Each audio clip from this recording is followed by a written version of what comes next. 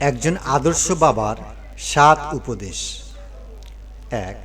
জুতা সেলাই বা রং করতে চাইলে মেরামতকারী দোকানদারের সামনে পা বাড়িয়ে দিও না, বরং জুতাটা খুলে নিজে একবার মুছে দিও।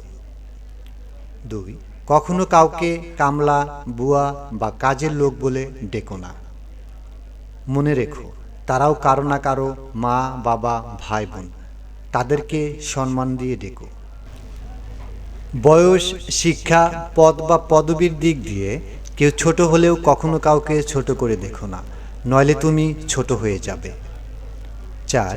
তোমার কি আছে তোমার গায়ে লেখা নেই, কিন্তু তোমার ব্যবহারে দেখা যাবে তোমার পরিবার কোথায় আছে।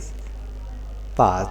কখনো মার কথা শুনে বউকে আর বউয়ের কথা শুনে মাকে বিচারে কাঠগড়ায় দাঁড় করিও না, কাউকে ফেলতে পারবে না। ৬.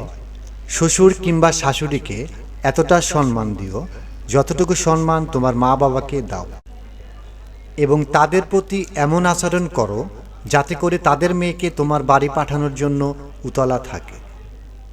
৭. সবসময় ভদ্র ও নম্রভাবে চলো এবং কথা বলো, কিন্তু অন্যায়ের সাথে আপোষ করো না।